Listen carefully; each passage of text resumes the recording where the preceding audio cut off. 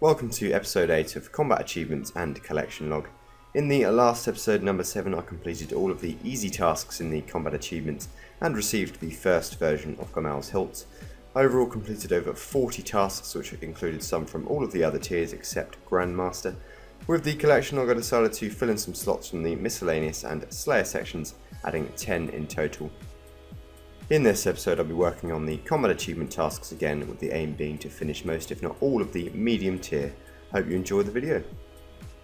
First up is the giant mole for this video. 4 tasks to finish here, already done the KC one which was 10 and 50 KC, so we're going to do kill the giant mole without taking any damage, kill the giant mole without burrowing more than 2 times, kill the giant mole within 10 seconds of resurfacing, and kill the giant mole with 4 or less instances of damage. So I'll have the DH to do that one, and that is the first 2 tasks complete.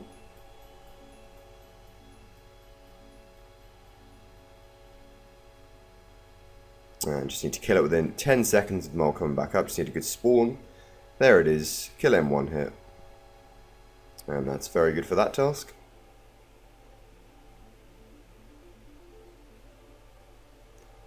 Just the 1 more to go, and I didn't even realise I'd completed it, but that is Giant Mole done for the combat achievements. No pet though, of course. One of my favourite solo bosses in the game is actually Kree'arra, the Armadillo boss found in the God Wars dungeon. That's not because of the sound effects, I can assure you, that you get from killing him, but the chinning method, which involves minions, is very unique compared to a lot of other PvM, and makes Kree very light to work when soloing. So I'll just show a little kill quickly. So you wait for Kree to spawn, hit him once or twice depending on whether the minions spawn straight away, and then Kree will try to melee you if you don't aggro him. So he walks or flies over to you when you stop attacking and stacks perfectly with the melee minion Kalisa for using chin chompers, and then you just hit Kalisa with the chins and the accuracy rolls off the minion's defense, which is very low, and that way Kree gets shredded.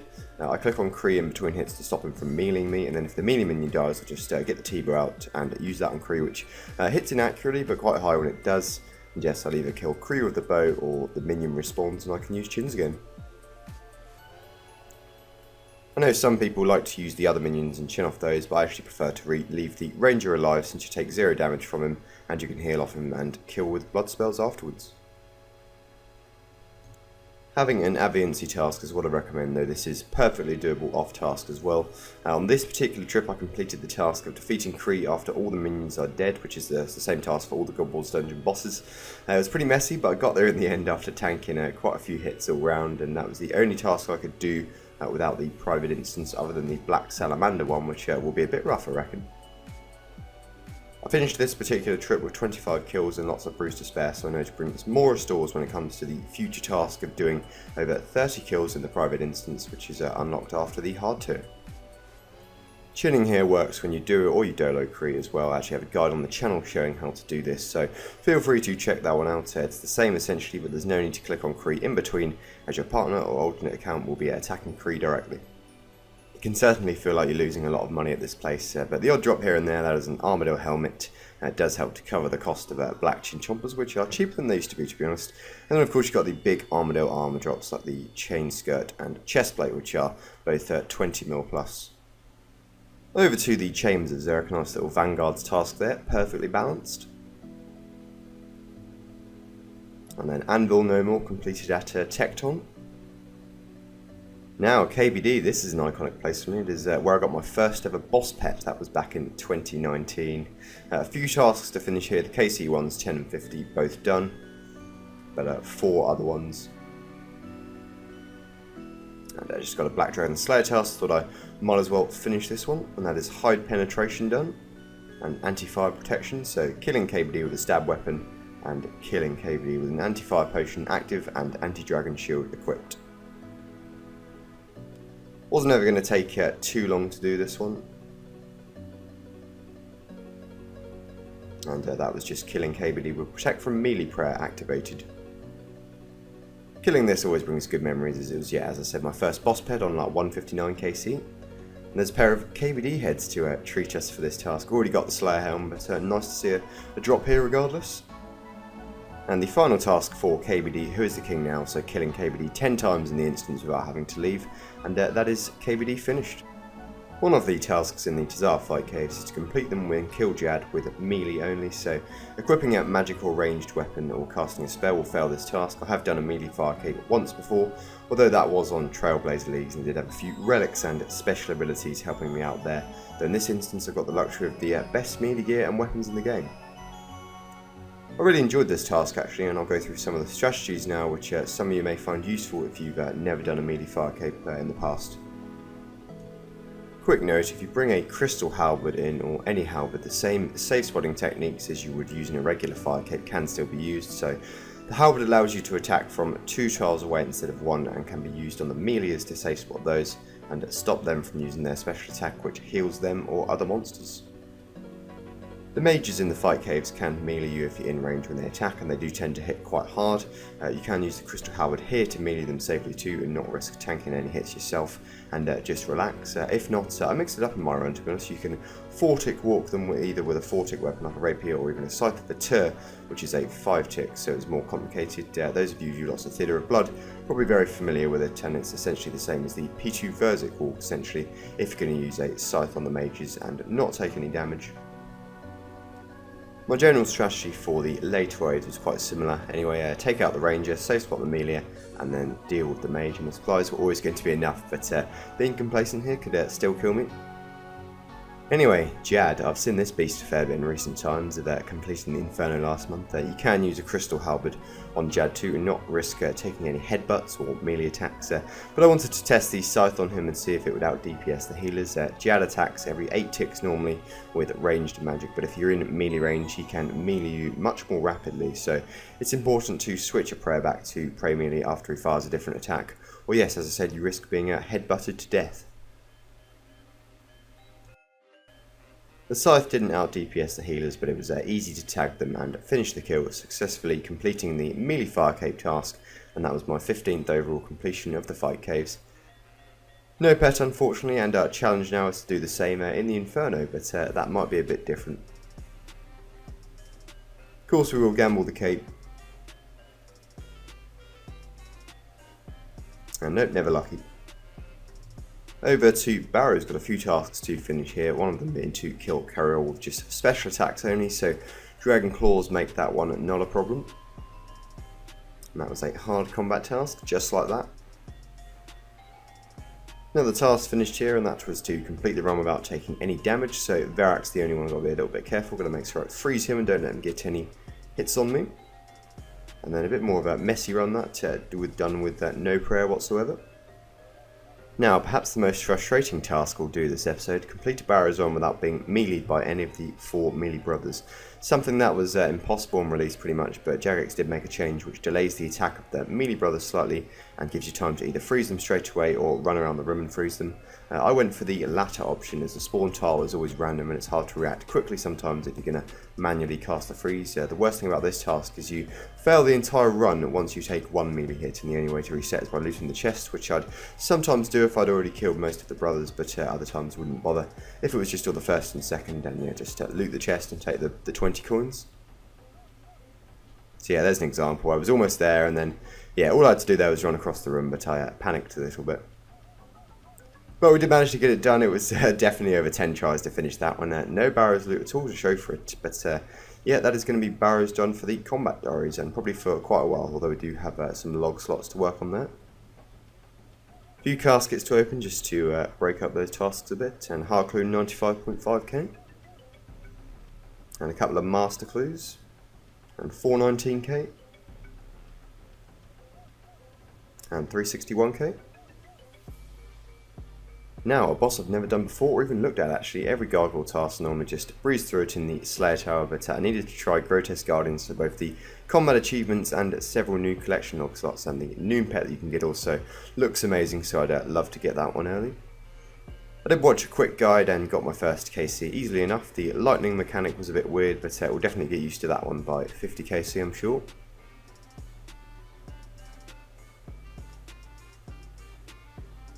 And there we go, granite dust and a bunch of tasks as well. Got 4 hard tasks and 1 elite combat task completed there, as well as the new collection log. I believe granite dust has dropped every kill, so that was a banker.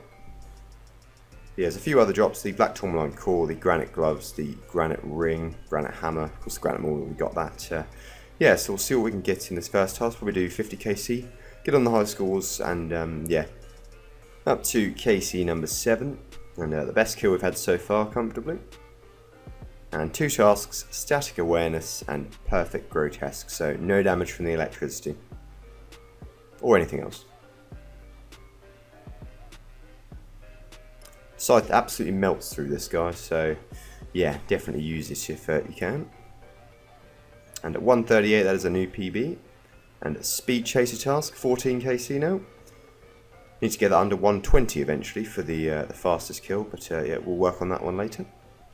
I've had a lot of people moan about these things in the past, and they were apparently a lot worse than this, so yeah, I guess I'll take that one for granted. But they've been okay so far, 16 kills, now I'm coming up to 17, and yeah, going to get 50 to get on the high scores. And Perfect Grotesque Guardians too, so I believe that is to do 5 kills without making any kind of stupid mistakes, which managed to get done nice and early. Got to do 10 kills in the instance as well, so I'll aim to have that one done, I think. Quick break from the Grotesque Guardians, just over to the Deranged Archaeologist to finish off 50 KC here, and that's going to be all we need to do for all time, hopefully, on this boss. If you'd call it a boss, anyways, no specific drops, but yeah, it's very weak to mage, and obviously I showed in the last video it can hit quite high if you're not careful, but just pay attention, and the 50 KC doesn't take too long. Got to do the Crazy Archaeologist too as part of the medium tier, so get that done in this episode or next episode. And there it is, 50 KC and a medium task done. This count has been quite the jar magnet in recent times, and that is jar number 4 already from Cerberus. Back to the Grotesque Guardians. And that's another successful kill, new personal best. And task from Dusk. And the Granite Gloves as well, no collection of pop-up or no collection of message for that one, should get the pop-up in a second, there it is. That is a drop, it's quite a common one I think, but another log slot completed. Final kill of the video of the Grotesque Guardians, that should be 50 KC, decent experience so far, so I'll probably come back here quite often I think to chase those drops on the high scores for the Grotesque Guardians now, and a lot of granite dust in the bank.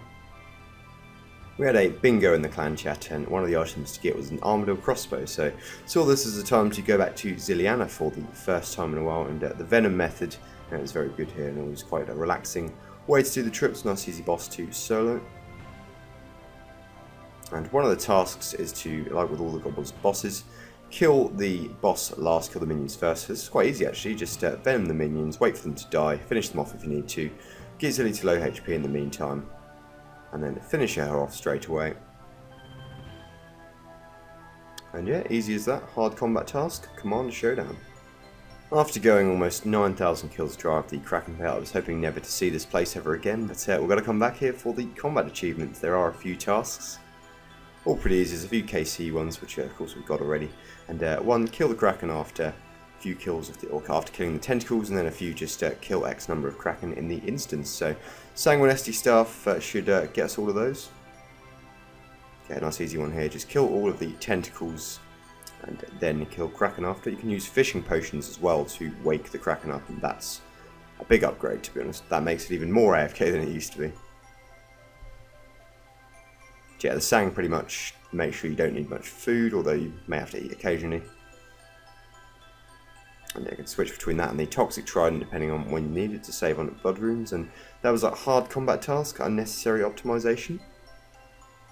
The task Tentacles done, that is 50 kills in the instance, so 50 more kills to go. No dupe pet so far, so it's going well to be honest. Yeah, Eldritch for a bit of prayer, but it's splashed in this gear, amazing.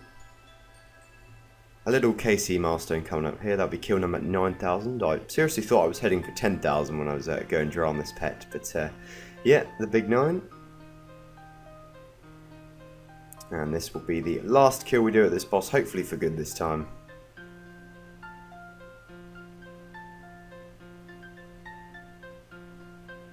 And there it is, that is 100 kills finished in the instance without leaving, and a master combat task. 100 tentacles and Kraken completed. Got a little Cerberus boss task in the meantime, and a few tasks to finish here. So the Ghostbuster, kill Cerberus after negating 6 or more attacks from the summoned souls. Unrequired anti-fire, don't kill Cerberus without taking damage from any of the lava pools. And anti-bite mechanics, kill Cerberus without taking any melee damage. And all of those ones completed in the very first kill. That is going to be 100 damage from Thralls, which is from the Archaeologist spell, but quite good actually here, just speed the kills up a little bit. Still going to do the Aru no more, which is make sure Cerberus doesn't summon any souls. That shouldn't be too bad. A nice speedy Cerberus there, no ghosts, and there is the Master's Combat task Aru no more done, and that is all the tasks completed at Cerberus. Just the pet needed still. Got some more Master Clues, and 304, that is 158k. And the next one, 666k, very nice. Nothing unique, but some expensive stuff there. And 306, and 411k, got some samurai boots. There's a few tasks to finish at the Dagannoth Kings. Some of them look a little bit annoying, to be honest. Just this first one, kill Dagannoth Supreme whilst under attack from all 3 at the same time. That's pretty much just entering the room properly. You are able to get them auto attack on different ticks if you do a few tricks. So that's what I did for this one, and that is the Supreme down, and that is the Death to the Archer King. And just got some other ones now. This next one requires using a Rune Thronax special attack to bounce it off Prime and kill Rex, or vice versa.